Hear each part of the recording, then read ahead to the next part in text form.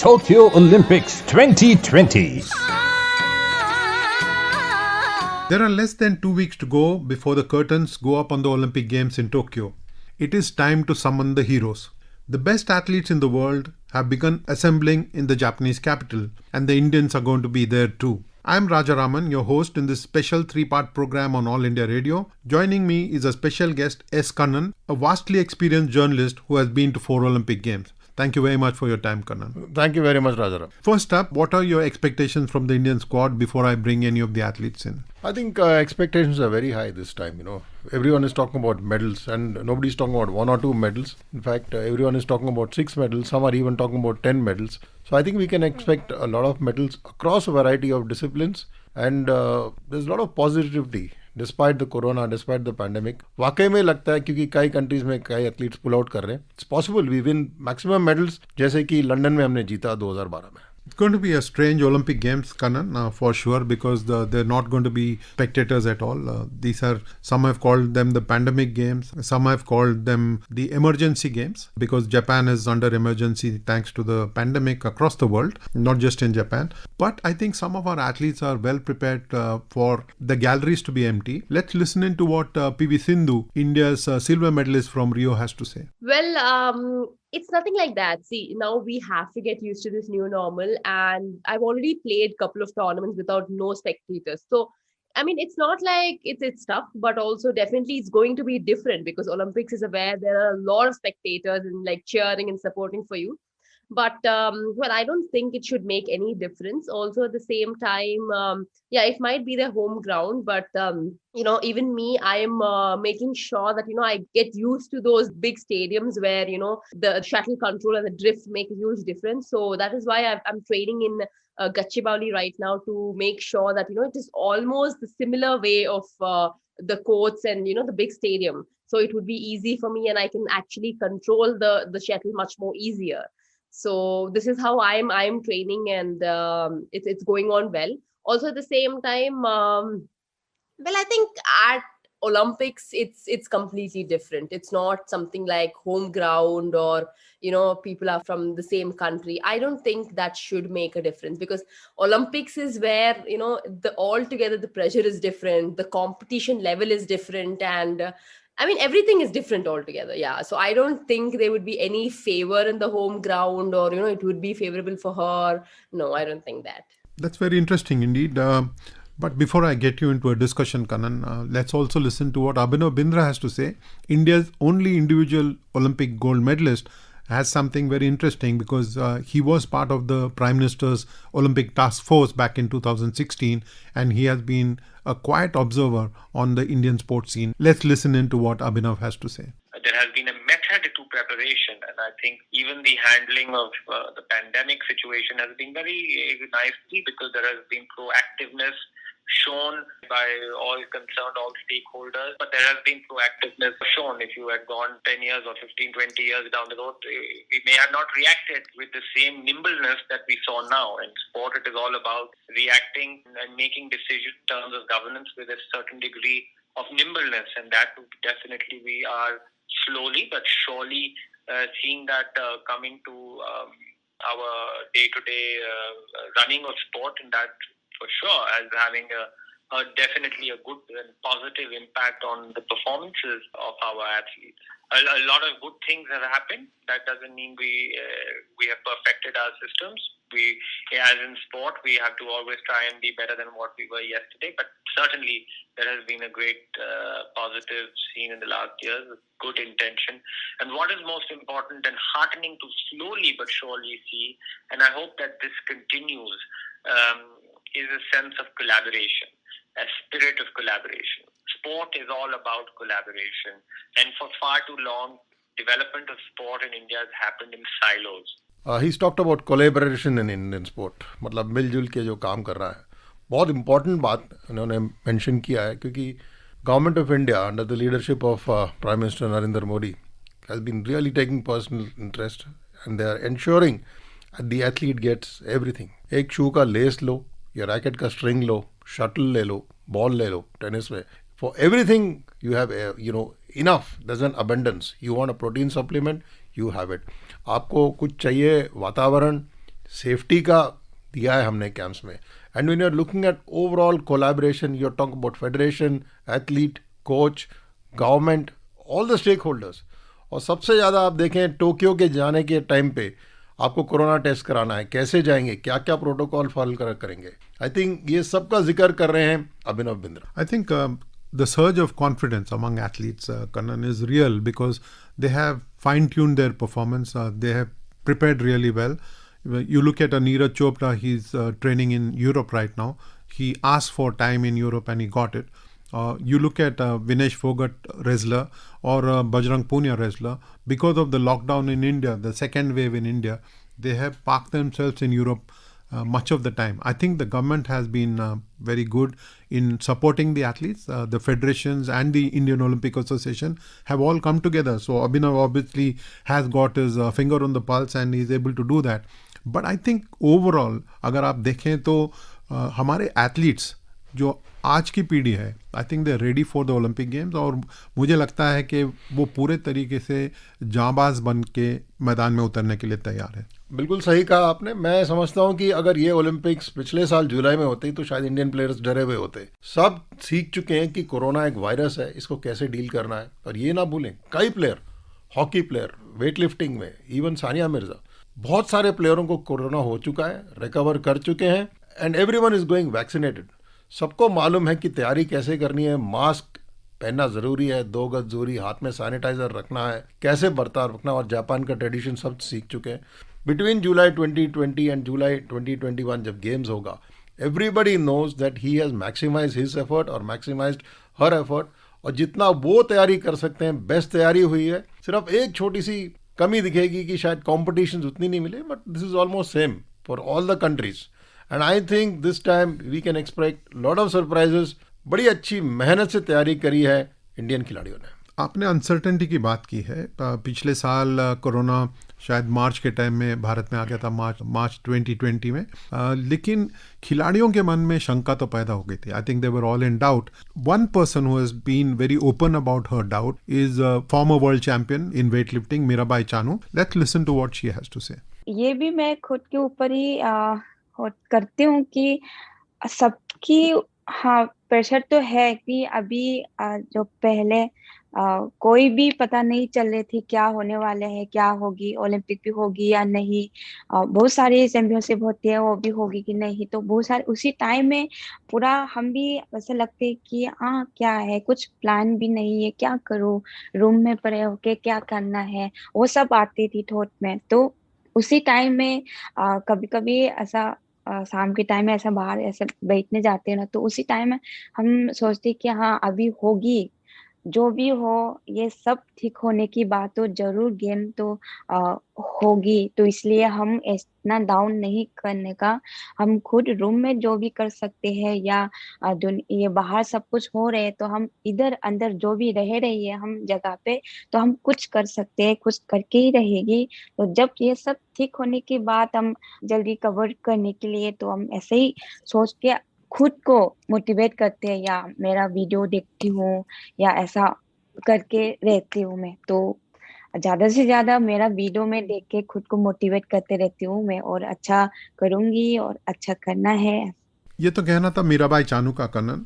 लेकिन इसके बावजूद अगर भारत के 125 खिलाड़ी जा रहे हैं ओलंपिक गेम में, this is the largest contingent India is going to send to the Olympic games and there are 18 disciplines. इससे ज़्यादा कभी हुआ नहीं है. तो there is reason for cheer already. लेकिन वो ज़माना गया जब हम सिर्फ खेलने जाते थे, अब जीतने जा रहे हैं हमारे लड़के. बिल्कुल. I think the whole philosophy has change कि गए ओलंपिक्स, वापस आए, ओलंपियन का टैग लग गया, जैसे कि आप जाएं पहले ज़माने में. अब वो नहीं है. अब लोग जाते हैं ओलंपिक्स में not to be part of the Olympics but to compete win a medal. And मैं समझता हूँ कि this is across all sporting disciplines. और आपने जिक्र किया कि मोर डिसिप्लिन्स. आप देख लीजिए फेंसिंग जैसा डिसिप्लिन, आप देख लीजिए इक्वेस्ट्रियन जैसा मुश्किल डिसिप्लिन, जहाँ पे इतना आसान नहीं है. आप भी खुद कम्पीट कर रहे हैं, आपके साथ में लेके चल रहे हैं अपने घोड़े को, तालमेल बना के रखना है. So it is very important कि डिस्पाइट पैंडेमिक जो प्रिपरेशन हुई है, that India has got a variety. और इसीलिए लगता है कि इस बार मेडल्स जरूर आएंगे. प्रिपरेशन का जिक्र किया कन्नन आपने. हॉकी के कप्तान हैं मनप्रीत सिंह. चलिए सुनते वो क्या कहते हैं. हम लोग इस बार बेंगलोर में ट्रेनिंग करते आ रहे हैं, तो टीम का जो ट्रेनिंग का भी चल रहा है बहुत काफी अच्छा चल रहा है। हम लोग काफी हार्ड वर्क कर रहे हैं, पूरी टीम हार्ड वर्क कर रही है, क्योंकि सभी को पता है कि वहां पे टोक्यो में जो गर्मी है वो ज्यादा रहेगी अभी से। तो वहां पे जो हमारे कई मैचेस हैं वो भी दोपहर में है, तो इसीलिए हम लोग जो ट्रेनिंग यहाँ पे कर रहे हैं वो दोपहर में कर रहे हैं, कि हम लोग जो वो हीट है उसके यूज टू हो सके, जब हम लोग टोक्यो में जाए वहां पे हमें ज्यादा प्रॉब्लम ना आए। और स्पेशली हम लोग फिटनेस के ऊपर काफी ध्यान दे रहे हैं, क्योंकि वहां पे टोक्यो में फिटनेस जो है वो काफी इंपॉर्टेंट रोल प्ले करेगी। I think the hockey team has been in the Bangalore camp for more than a year now.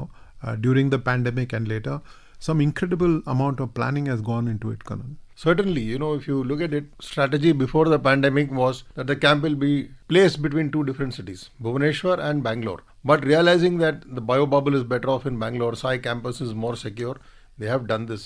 Manpreet ने जिक्र किया गर्मी का, पसीने का। मैं समझता हूँ कि एक बहुत अच्छा पॉइंट है। टोक्यो बहुत गर्म होगा, ह्यूमिडिटी हाई होगी, और हाइड्रेशन एक बड़ा एस्पेक्ट है। हाइड्रेशन को मेंटेन करना पड़ेगा, पसीना निकलता रहेगा, और इतना फास्ट हो चुका है hockey as a sport. Fitness बहुत मैटर करेगा। 4 क्वार्टर में आपको उतना ही फिटनेस रखना है थ्रू एवरी मिनट, जैसे कि पहले 70 मिनट का मैच होता था। मैं समझता हूँ मनप्रीत जो खुद कोरोना से रिकवर हुए हैं, उनको मालूम है क्या खामियाजा भुगतना पड़ा है प्लेयरों को। And I think this men's hockey team and also the women's hockey team, they are physically very strong. पहले ऐसे लगता था कि ये कोलैप्स कर जाएंगे फील्ड में, नहीं, आज की डेट में goal to goal, man to man या woman to woman, they are very very superiorly fit in front of players जो सामने लगता है कि ये बहुत बड़े हैं, ताकतवर। आपने रानी रामपाल का जिक्र किया है, महिला कप्तान हॉकी टीम की, और काफी नामी प्लेयर है, she is done really well.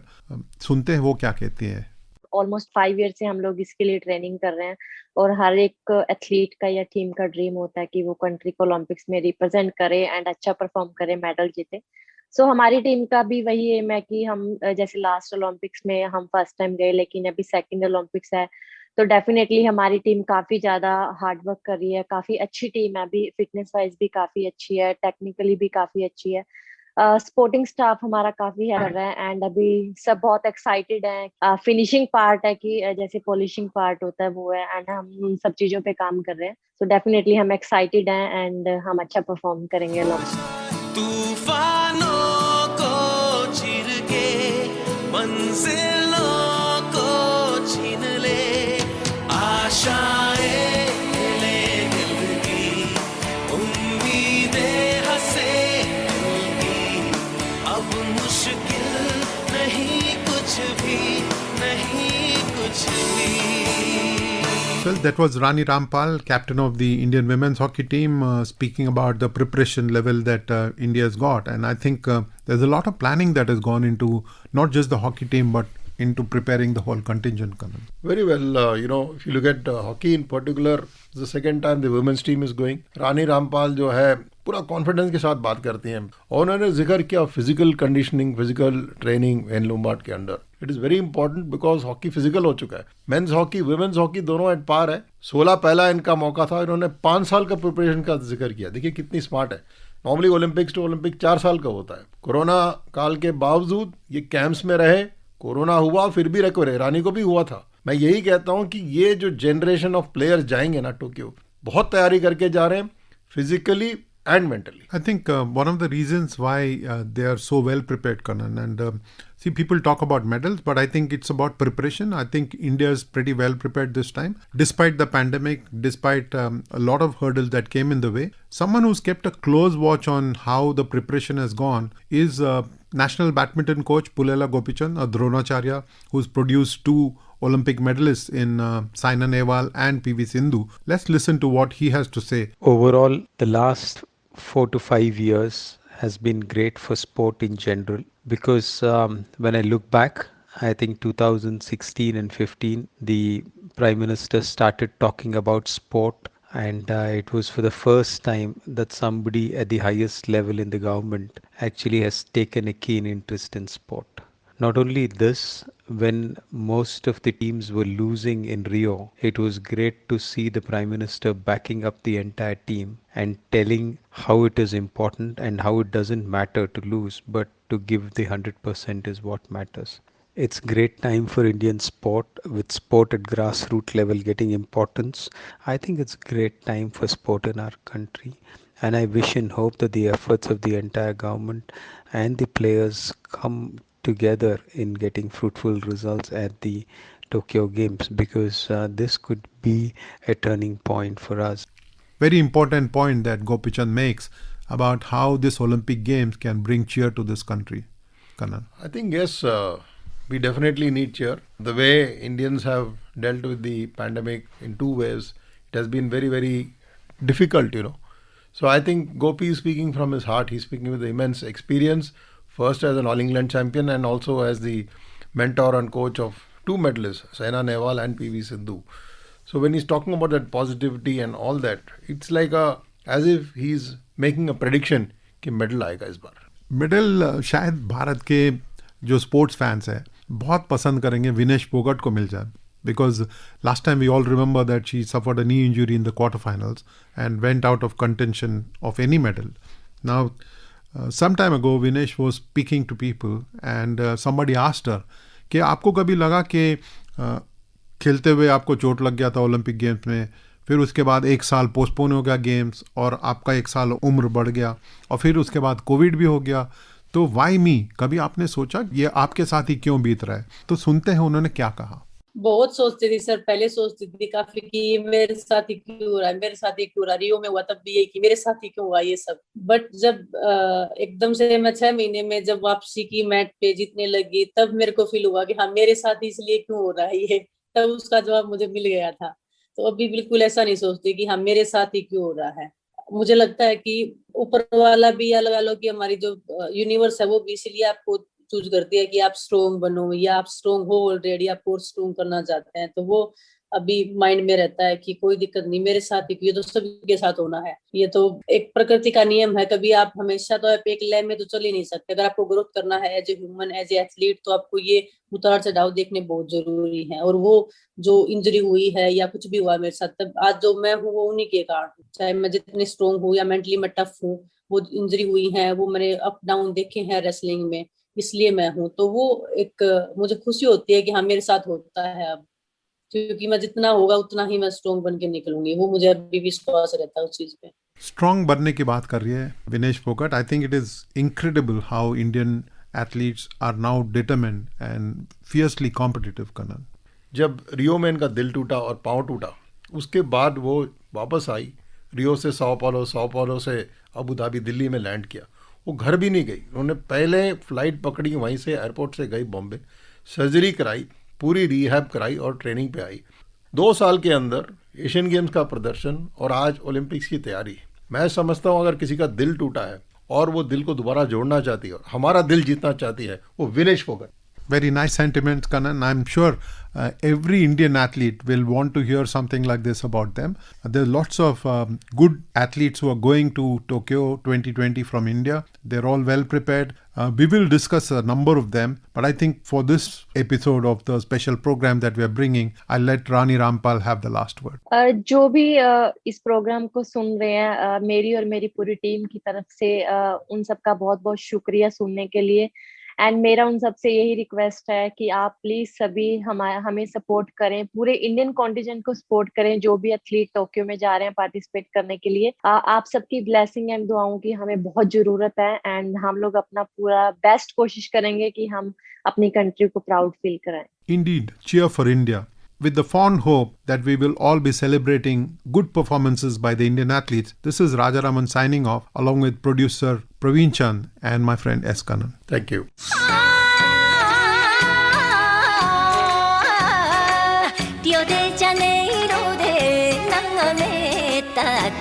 Tokyo Olympics 2020. This program was produced by Praveen Chand.